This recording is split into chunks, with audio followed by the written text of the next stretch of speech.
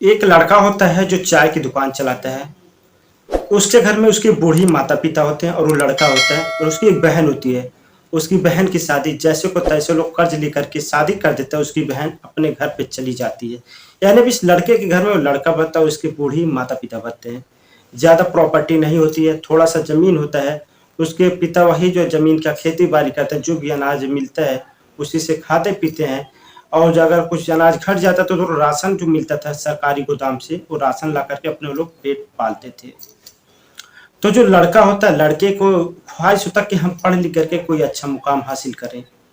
और वो लड़का सोचा क्यों ना हम चले कोई काम धाम छोटा सा करें। तो लड़का दोस्तों एक चाय की टपरी खोलता है और चाय बेचने लगता है। और उसके बाद धीरे धीरे कस्टमर आना जाना शुरू हो जाता है और उसका लोगों से अच्छा खासा पहचान भी हो जाता है। एक दिन होता क्या है, वो लड़का चाय बेचता है और उसी दौरान एक जो है वीआईपी गाड़ी आती है, मर्सिडीज गाड़ी आती है। वहाँ का कांच गिराया था मर्सिडीज गाड़ी का, और वहाँ से लड़की बोलती है चाय वाले जरा चाय ला। वो लड़का चाय लेकर के जाता है तो लड़की देखती है कि लड़का कोई बुक पढ़ रहा है। वो भी बुक जो होता है यूपीएससी का बुक होता है। वो लड़की कहती है चाय वाले से, एक बार बताओ तुम ये कैसा बुक पढ़ रहे हो। वो कहता है कि मैडम मेरा ख्वाहिश है, मेरा ड्रीम है कि हम जिंदगी में पढ़ लिख करके कोई अच्छा मुकाम हासिल करें। मेरे घर में मेरे बूढ़ी माता पिता हैं। मैं चाहता हूँ कि वो लोग जो आज तक जिंदगी में परेशानी झेले हैं, परेशानी देखें, आज उन लोगों को जिंदगी से परेशानियां खत्म हो जाए। इसलिए हम चाय के दुकान खोल करके जो जब वक्त मिलता है हम पढ़ाई करते हैं। अब हम जैसे गरीबों के पास इतना पैसा नहीं है कि बड़े बड़े कोचिंग संस्थान में जा करके नाम लिखवा लें, एडमिशन करवा लें और यूपीएससी की तैयारी करें। ये बात सुन करके वो लड़की कहती है तुम्हारी हैसियत यूपीएससी की तैयारी करने के लिए बिल्कुल नहीं, क्योंकि तुम लोग गरीब हो, गरीब पे गरीब ही रह जाओगे। उसके साथ जो लड़का होता कहता है यार ऐसा मत बोलो, क्योंकि शिक्षा हासिल करना हर किसी का अधिकार है।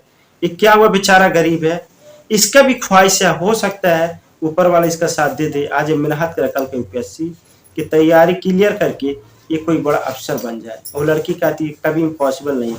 उसके बाद लड़की चाय पीती है और उसका जो पैसा रहता पैसा हाथ में न दे करके मुंह पे 500 की नोट फेंकती, कहती है ले ये तुम्हारा चाय और टिप है, इस पैसे को रख ले, तेरा जो है जरूरत में काम आ सकता है। वो लड़का कहता मैडम मुझे नहीं चाहिए हराम का पैसा।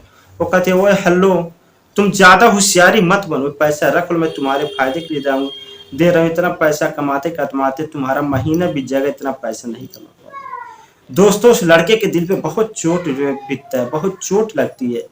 उसके बाद वो कुछ नहीं लड़का बोलता है, वहां से गाड़ी चली जाती है, पैसा उठाता है और लड़का उस पैसा को ना यूज करके उस पैसे को रख लेता है अच्छी जगह, सुरक्षित जगह। उसके बाद वो लड़का यूपीएससी की तैयारी करते रहता है।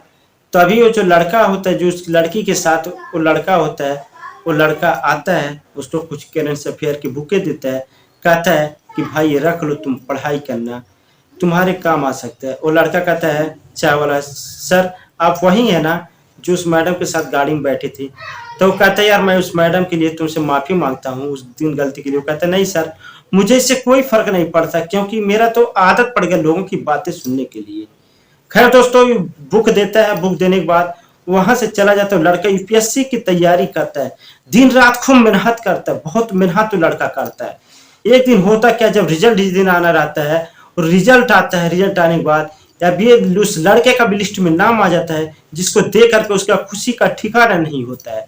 और लड़का जाता अपने माता पिता को बताता है कि मम्मी पापा देखो मेरा यूपीएससी में नाम आ गया, मैं अब एक बड़ा आईएएस अफसर बनूंगा, मैं समाज का सेवा करूंगा, आप लोगों की जिंदगी से दुख दूर होगा, आप लोग की जिंदगी में खुशहाली आएगा। दोस्तों उसके माता पिता बहुत रोते हैं, कहते हैं बेटा तुम जाओ मेहनत करो, जरूरत पड़ेगी तो हमें जो भी थोड़ा सा जमीन है उसको भी बेच देंगे। वो कहता है इसकी जरूरत नहीं है। उसका दोस्तों लड़का चला जाता है, उसकी ट्रेनिंग होती है, ट्रेनिंग कंप्लीट होने के बाद उसका जो पोस्ट दिया जाता है एक आईएएस अफसर का दिया था, उस जिले का एक जिले का कलेक्टर बनाया जाता है। लड़का उसी जिले का कलेक्टर बनता है जहां पर वो चाय बेचता है। वो कलेक्टर बन के जब आता है तो दोस्तों सभी बड़े बड़े अधिकारी उसकी स्वागत करते हैं। जो लोग उसको पहचानते नहीं थे वो लोग भी पहचानना शुरू कर दिए थे। एक दिन होता क्या, ये आईएएस अफसर ये लड़का अपने ऑफिस में बैठा होता है, तभी एक मैडम आती है 4 व्हीलर गाड़ी से, पूरा सूट बूट पहन करके। तो वहां पर जो पुलिसकर्मी होते हैं कहते हैं कि मुझे तुम्हारे साहब से मिलते। लोग कहते हैं कि आप अपनी चिट्ठी दे दो, मैं साहब को पहुंचा देता हूँ। दोस्तों वो मैडम अपना विजिटिंग कार्ड लड़की देती है, सिक्योरिटी गार्ड वाला जाता है, आईएएस अफसर को विजिटिंग कार्ड देता है। आईएएस अफसर कुछ समय बैठने के लिए कहता है। कुछ समय बैठने के बाद वो आईएएस अफसर उस लड़की को बुलाता है। वो लड़की जैसे अंदर आती है देख करके अचंभव पड़ जाती, कहती है ओए तू वही चाय वाला है ना जो तू चाय बेचता था। वो कहता है इस तमीज से बात करो, मैं जिले का न्यू कलेक्टर हूँ। दोस्तों वो लड़की उससे माफी मांगने लगती है। वो कहता है लड़का आईएएस अफसर जो बन जाता है, कहता है पॉइंट की बात करो। वो लड़की कहती है सर मैं एक बिल्डर हूँ, बड़ी बड़ी बिल्डिंगें बनाता हूँ।